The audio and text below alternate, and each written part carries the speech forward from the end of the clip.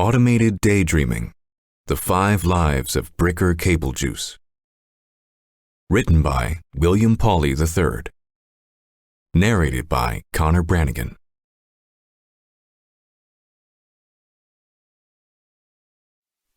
Channel 32.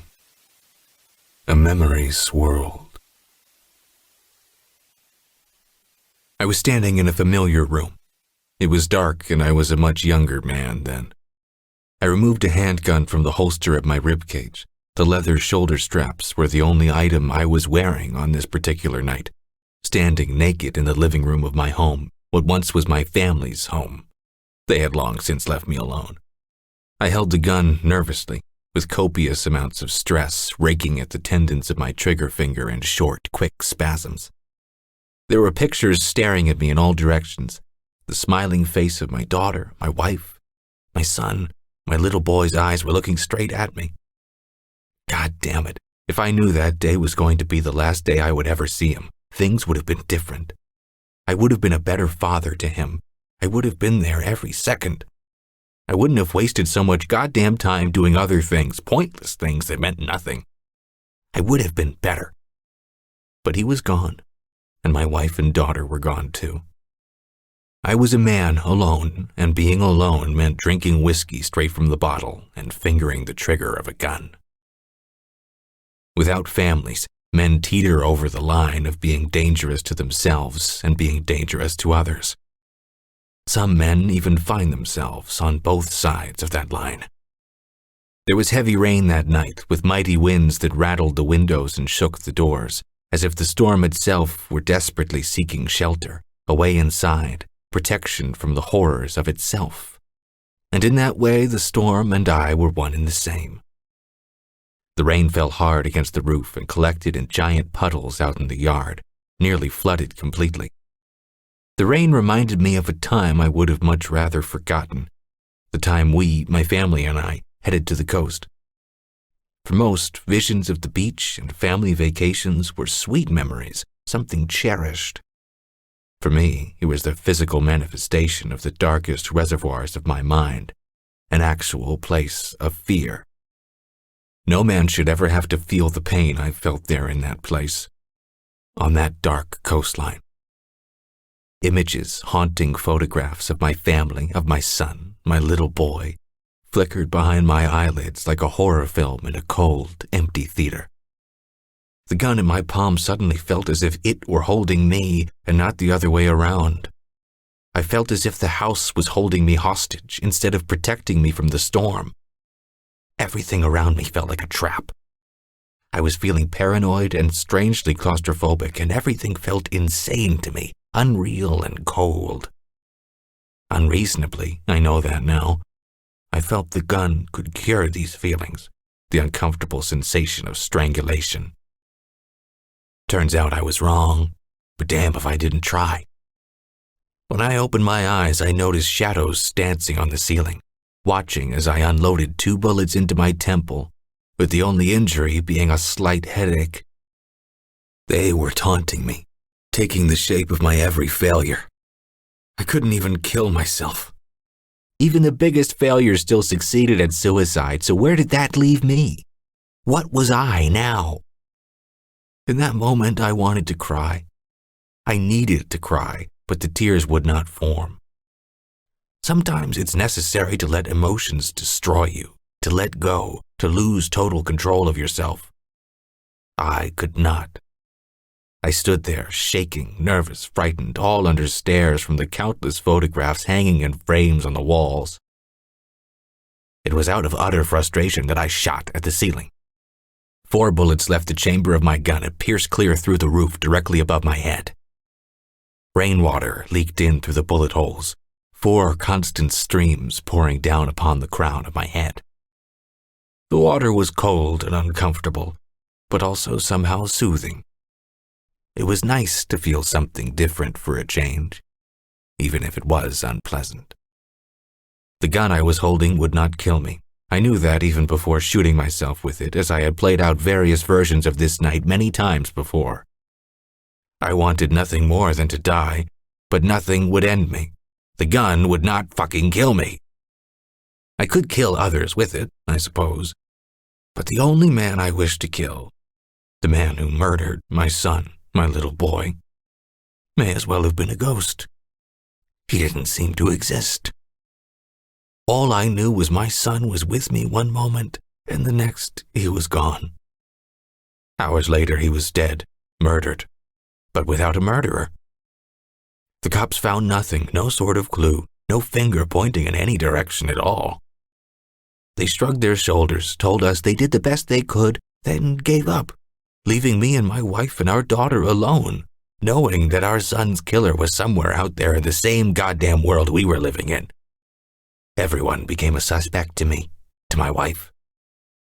We were forced to live a life of unhappiness, to never trust another human being as long as we lived. We got so caught up in it, in fact, that we turned against each other. We began blaming one another for our unhappiness and lost the only thing either of us had left. My wife and daughter, they left me, here in this very room, years ago. I've been trying to end the nightmare ever since, but this gun would not kill me. Nothing would. Goddamned curse. I'd be forever Adam. Static swirled behind my eyelids, and soon other visions would appear to me.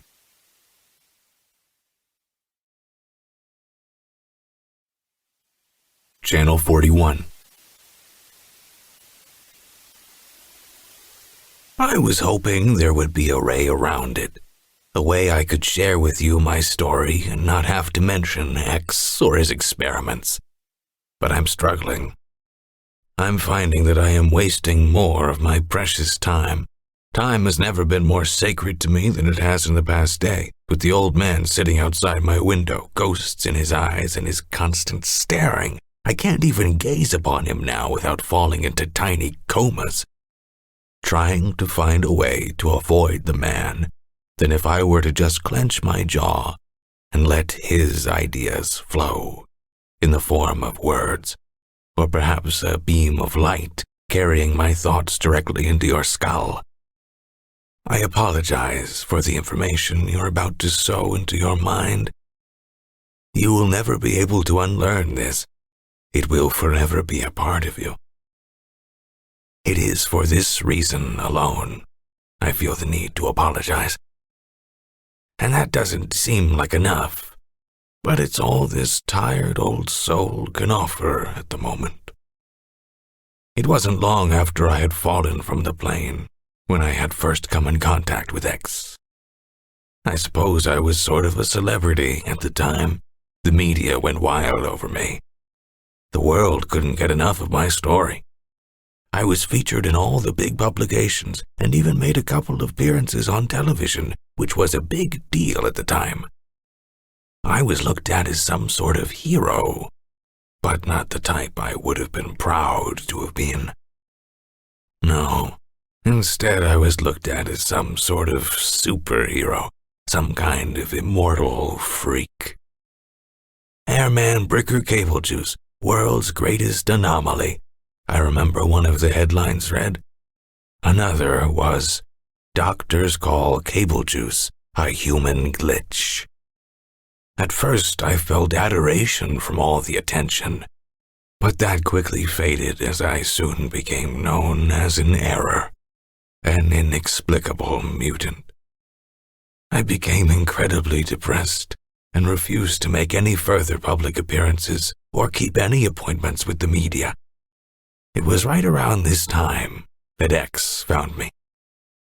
To truly understand my state of mind during that time, and why I would have ever agreed to work with X in the first place, I'd imagine you'd have to have actually been there, standing in my very boots, having the world come down on you the way it came down on me. I became fragile. The only man in history to have ever survived free-falling from such an incredible height and escaping death with only a nosebleed. And there I stood, fragile. My body was untouchable.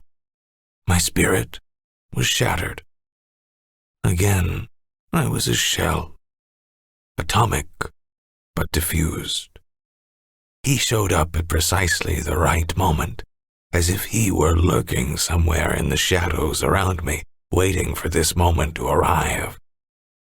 I desperately needed to believe in something, as I was discovering in those moments, too, that suicide was not an option for me. Blood loss only made me nauseous.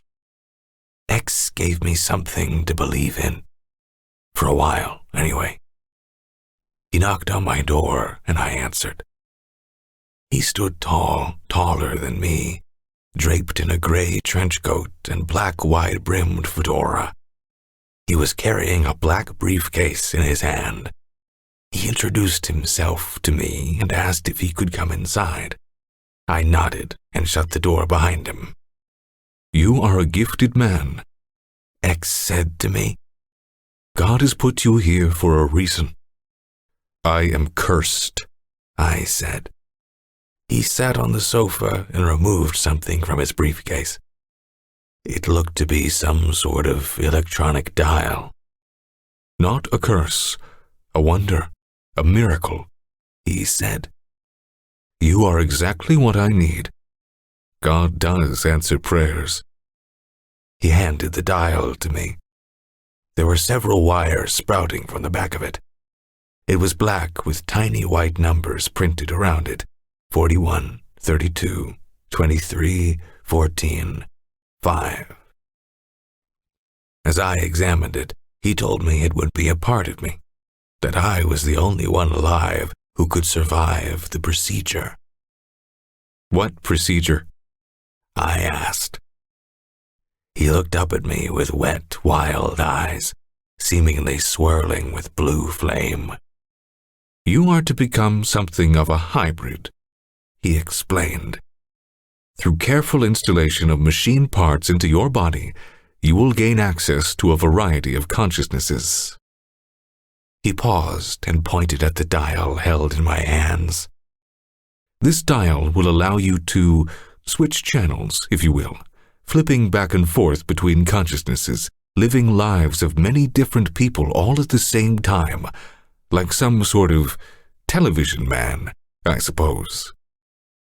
What he was saying didn't make much sense to me. Television itself was fairly new at the time, and somewhat magical to those of us who didn't understand the technology side of it. So the thought of the machine being inside me, an actual part of me, was completely unfathomable. However, given my fragile and somewhat broken state of mind, I found the idea of being able to run from one life to another rather alluring. It didn't take much thought before I accepted his offer and agreed to go through with the many procedures. After all, I was suicidal, and the worst that could possibly happen was that I would die, finally be allowed to die. I had nothing to lose, and many lives, many escapes to gain. However, I was foolish. There were worse consequences than death, I would find. Soon I'd have 5 different lives, all of them lonely, all of them terrifying in one way or another.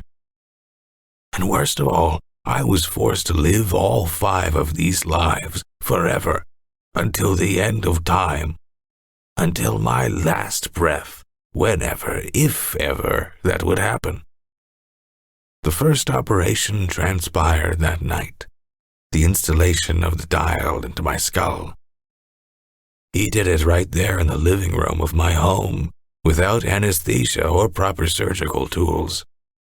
Before the operation, he asked me for a steak knife, a claw hammer, and a handful of rags. As far as I knew, these were the only tools he used to wire the dial into my brain. He said it was the riskiest of all the operations that lay ahead of us, that all the other components relied on the success of this one particular procedure. And it worked. Afterwards, I felt a new sense of being. I felt important, I felt as if I were contributing to knowledge, to science. I felt like a future man. And it brought me closer to God. There was finally a purpose for me, I thought, a reason to live, a meaning behind my freakish gift. I finally knew why I was placed here on this earth. It all made sense to me. And all this was realized within those precious moments. But as the operations continued, as I became increasingly less human, God would prove to be the furthest thing from me.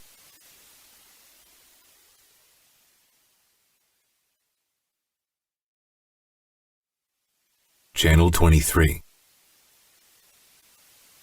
Static, static, static, static, static. The room was always cold, as if the doctors were trying to keep us cancer patients from rotting, stinking up the place.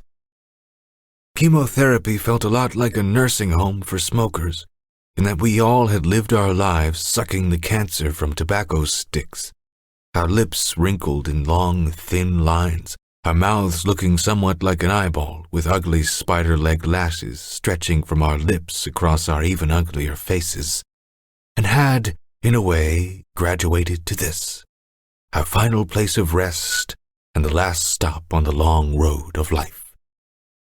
I'm a tired woman. I've been around so long, I'm ready to go. Don't be sad for me. Ha! Like anyone would be.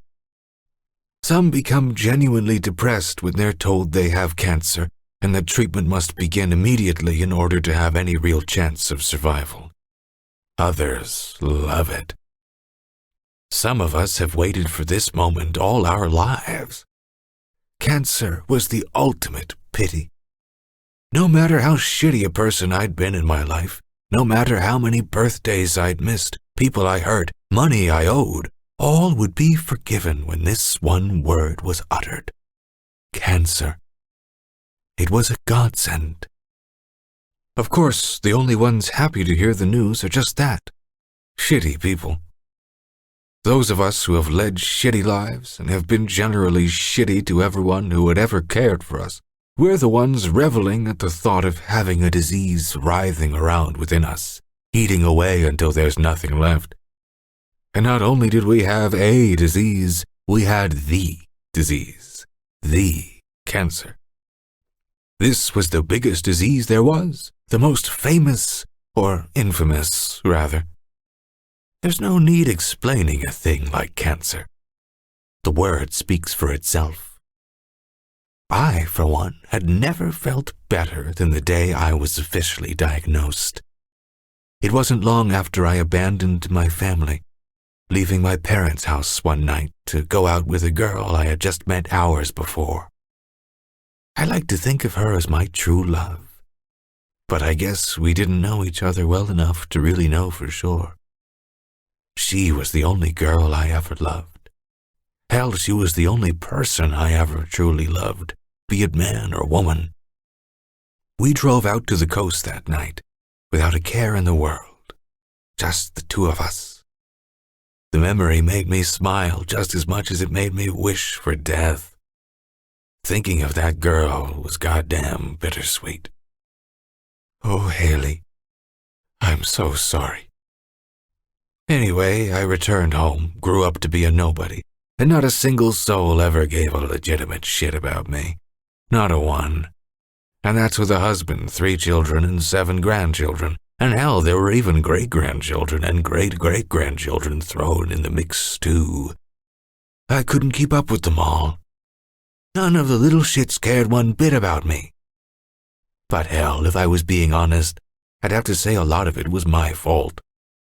I'd been put through life's ringer, spit out on the other side, and lived to tell the tale. Wish I hadn't. Oh, Lord, how I wish I hadn't. There was so much guilt festering inside me I could feel it corroding around my bones, and living with that kind of guilt leads to madness. See, the thing with Haley happened so long ago that anyone who even knew her would be long gone by now. I realized that decades ago. But still, it eats at me, even worse than this cancer. And the mermaids. All those beautiful mermaids. So yes, it was my fault my family didn't love me. But with my disease, I was holding the key. The key to getting my life straightened out, the key to forgiveness, and the ultimate weapon, pity. I finally had an A-list disease, and it was about damn time, too. I was getting mighty tired of living. They say life is short, but once you make it to the triple digits, you feel like begging whatever God exists above to be taken out back and put out of your misery with a shotgun blast to the face. If that would have worked for me, I damn sure would have tried it.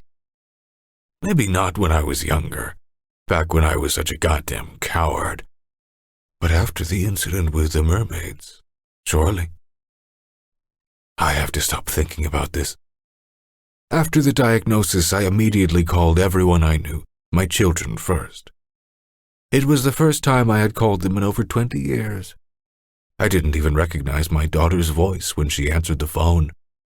She cried at the sound of mine. 20 years of absence, silence, pure abandonment on my part, forgiven after I uttered that one beautiful word, cancer. She must have silently notified her brothers, my 2 sons, because not long after I uttered the word, they had joined in on our conversation, calling in from their own phones. They sounded scared, as if horrified at the idea of losing the mother they never really had in the first place. I imagine them sitting somewhere in their houses, perhaps in complete darkness, holding their loved ones and weeping at the thought of my disease-ridden body, as if bringing their lives into this world somehow made them want to forgive me, despite all my shameful actions, as if they were willing to accept any excuse in order to forgive. Now they had it, and all those years wasted on neglect would have to be made up within the short time frame I had left. That was exciting for them, but only because they didn't know what I knew. They thought I'd die in a brutally violent way, with the disease filling every empty pocket within my body and savagely eating away at me until I had nothing left. But I knew better. The cancer would not kill me, only punish me further. And I was ready. Good God, did I deserve such a punishment? The sins I committed in my time were so horrid. I came to expect the worst kind of fate, and I accepted my disease with open arms. I was secretly hoping after our conversation was over, after my children had hung up their phones, that they were sitting there in complete silence, blaming themselves for my disease. Before the cancer came along, I often wondered what my children were doing, what their lives had grown to be in our time apart. I wasn't even sure any of them were still alive before the cancer brought us back together. I wondered, but not enough to actually make the call to find out. Looking back, I'm not sure if it was because I was scared, ashamed of myself, or if I truly just did not care enough to know. It wasn't until after the cancer conversation, after I was sitting in the cold chemotherapy room, a room that housed only strangers to me, with not a single familiar soul at my side, that I realized in all that time on the phone with each of them, I hadn't even asked my children how they had been these last couple decades.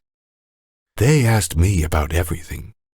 They wanted to know every last detail of my life they missed.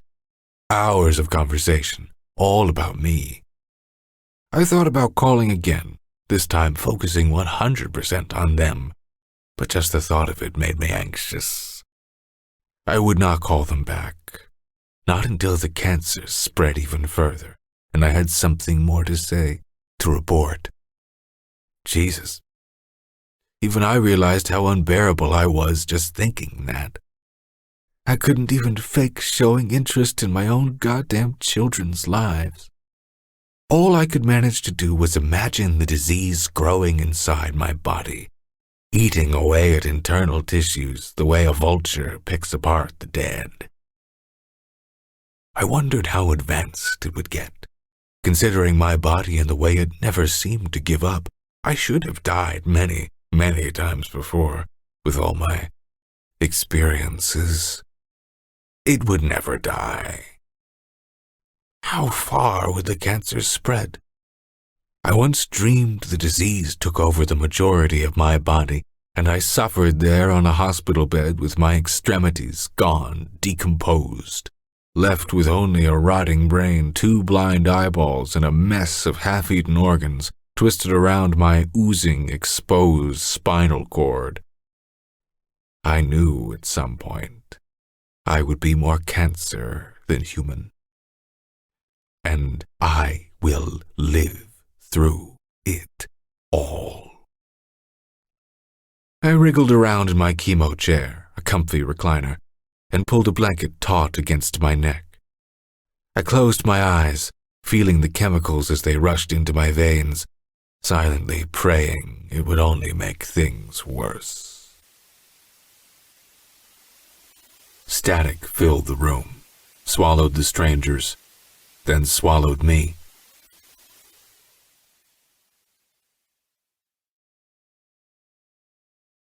This has been Automated Daydreaming, The 5 Lives of Bricker Cablejuice.